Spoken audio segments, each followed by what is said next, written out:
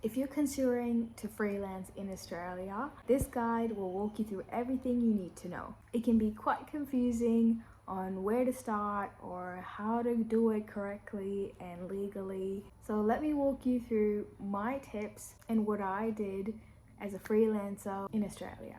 You might have seen my other videos on being a work from home social media manager, finding clients, earning online, and that was all part of my freelancing journey. I am so fond of it because you can make so much by freelancing, even more so than what you can make at a full-time job potentially. There is no cap, and that is what I love about freelancing. And if you're in Australia, you're in luck, because in Australia freelancing has no strict laws like compared to other countries, especially like America, where students can't freelance. At least that's what I know. So on that note, diving straight into it, let's look at what you legally need to set up to work as a freelancer. In Australia, you must have a registered ABN, which is an Australian business number, if you're offering any sort of goods or services as a business. Now, don't be confused, your business can just be you, a sole trader,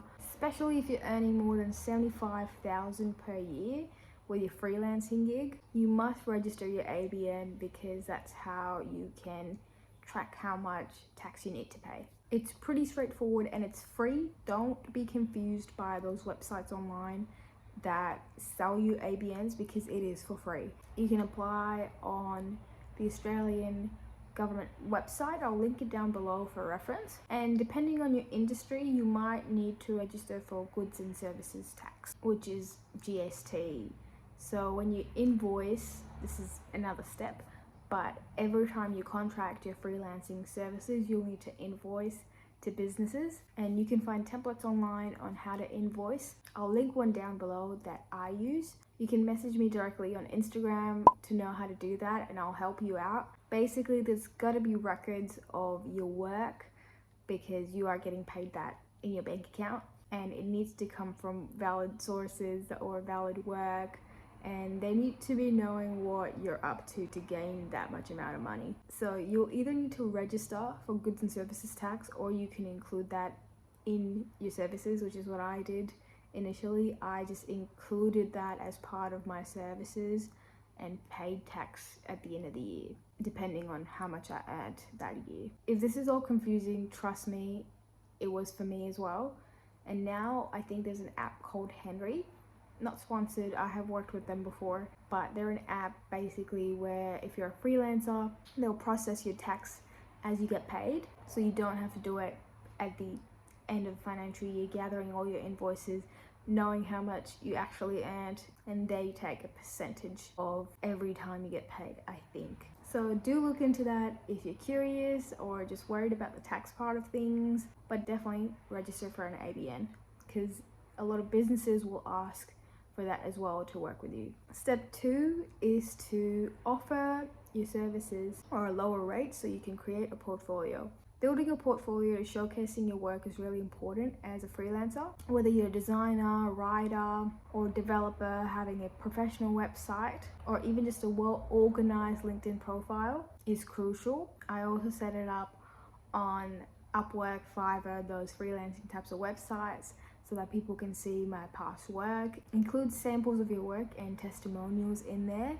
to make a strong impression on potential clients. Step 3 is to set your rates. One of the trickiest parts about being a freelancer is setting your rates. Knowing how much you're worth, knowing how much your time and work and energy is worth. Research industry standards for freelancing in your field and consider whether you'll charge hourly or a project basis. In Australia, hourly rates for freelancers range between $25 to even $100, $150 depending on your experience and the project. I know I started out with way lower rates to build my portfolio and my client base and getting my name out there, and people saw my work and how good it was, and then I was able to charge more and more slowly with every client and then turn it into a more project-based pricing model because that benefited my energy and my work and really justified the value that I was providing to my clients. Step 4 is to obviously find clients if you want to work as a freelancer in Australia. And as I mentioned, websites like Upwork, Fiverr, Freelancer can be great starting points. But don't forget about local networking. Attend industry events, go up to local businesses if that's who you want to work with, introduce yourself, put flyers around the city or give it to local businesses. Join Australian Facebook groups and even LinkedIn communities. Reach out to people if you think your services can benefit them. You won't believe the amount of clients I just gained from word of mouth. And don't be afraid to ask friends or family or even your past clients for referrals to make sure they know that you're looking for work and looking for clients so they can help you out. Step 5 is to manage your finances, and this relates to the first point. Managing your finances as a freelancer can be a pain point, but also your strength if you're doing it well. Use apps like Xero or QuickBooks to track your income and expenses, and don't forget to set money aside for tax. Working with a tax agent or using apps like Henry can help you ensure you're compliant with the Australian tax laws, because the last thing you want as a freelancer is a tax fee. There's also apps these days to help you budget, so maybe that's where you can track how much income you're earning as well. And make sure to have a folder of all the invoices that you send to your clients, because trust me, that will be your lifesaver. I've gone through many clients and many projects and many invoices that I'd have to track later on at the end of financial year, just cram through all my inbox just so I could get a figure of what I'm supposed to pay in tax, which is very time consuming. So having a folder where you have all of them will be worth the effort.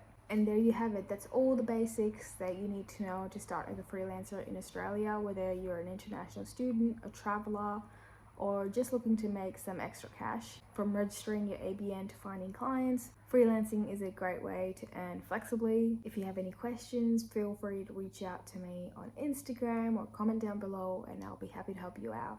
And feel free to watch my other videos on how I work as a freelancer and the types of services I provide, along with my lifestyle. And I'll see you next time.